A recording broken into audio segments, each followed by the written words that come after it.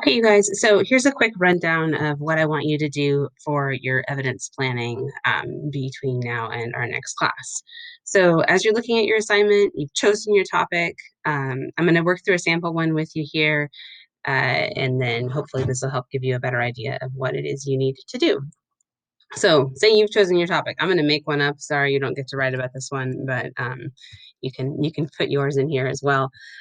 So, I'm going to pretend that I had asked you which is the better pet, a cat or a dog. Um, and then you need to give your position, right? So here's my topic.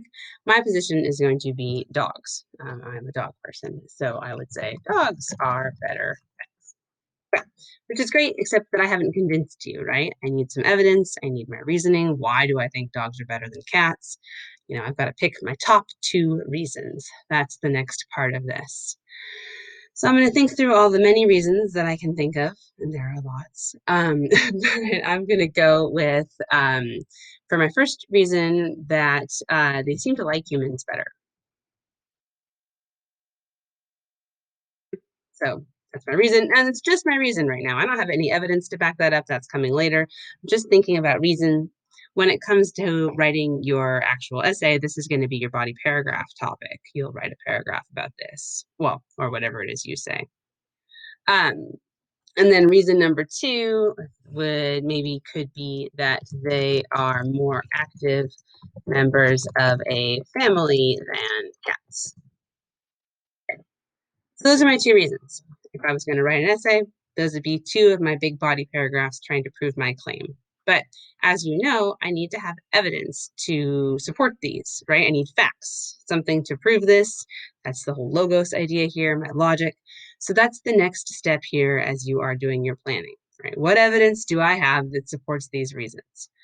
Now, I'm not asking you to go out and do research, right? All of the prompts that I have asked you are prompts that you should be able to answer with evidence from your own experience. And so that's totally okay. That counts as evidence as well.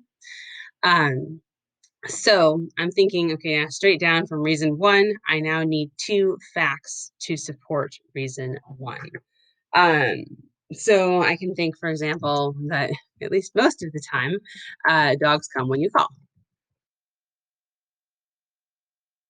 That would suggest that they do like humans better because they actually come when you want them to, right? They want to be with you. At least that's my reasoning. I'm not asking you to fill that in here, but if I was writing it in an essay, I would include that as part of my connection back to my claim.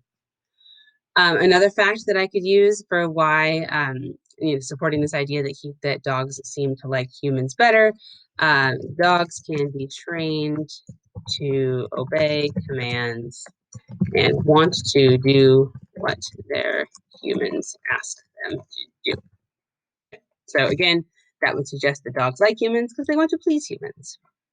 So those are my two pieces of evidence to support this idea that dogs like humans better.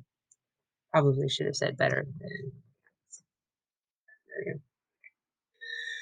All right, so that's it for what I need as far as evidence at this point for reason number one, but I also need evidence for reason number two. So I'm going to click over here to this other box. So reason number two, they are more active members of a family than cats. So I need some evidence of that. How could I prove that they are more active members of a family? I'm going to think about my experience, right? I have experience having dogs. Um, so for example, you can take dogs on walks. Not really take a cat on a walk. I've seen people try, but it doesn't really go very well. So take dogs on a walk. Dogs also like to travel with their families.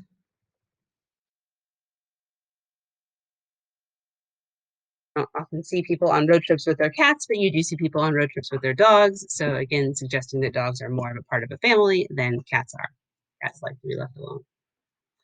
Okay, so that is my reasoning, right? My evidence and how I would support this. Now, when I go to actually write my essay, and that's next week for you guys, I'm going to have to flesh this out with some explanation, reasoning, and all of that. But here's my evidence and my facts that I'm going to start with. Now, the next part here is the little bit that I want you to start planning out as you think about your counterclaim. And if you're picking the topic that one of the topics that you already thought about this for, that's awesome. You can just go back and refer to what you've already done. But if you picked one of the topics that it didn't ask you to do a counterclaim for, then this is going to have to be new thinking. Now, full disclosure, I so much think that dogs are better than cats that I had to do some Googling to come up with reasons why cats might be better than dogs. That's okay, right? If you don't know what to say for your counterclaim, ask around. I asked the internet. Um, I don't want you to copy and paste from the internet because that is plagiarism, but it's okay to get ideas from other places. That's part of what you do if you're really stuck on a counterclaim is to gather information. So for me, what I came up with, and I thought, this is a fair point, right? A possible counterclaim for why cats would be better than dogs is that cats are easier to keep, sorry, to keep as pets because they don't have to be walked and require less space. So that would be an argument in favor of a cat as a preferable pet. Now, I can go into this if I want to in my actual counterclaim and rebuttal paragraph when I write my essay. But for now, I just need to figure out why that's wrong. So to me, the reason that I would say that that reasoning is incorrect or that still doesn't prove that cats are better than dogs, I would say that you should choose a pet based on love and an emotional bond, not based on whether it is convenient, right? So if convenience is the concern, that word, and it's more convenient to have no pet in the first place. Okay, so my argument here in my rebuttal would be like, look, if you're going to argue for convenience, then why are you getting a pet, right? If convenience is what you're worried about, then a pet is probably not for you. So that would be possible line of argument that I would take. Now, as you guys are doing this, you're going to go through the same process with whichever of the prompts you choose to do.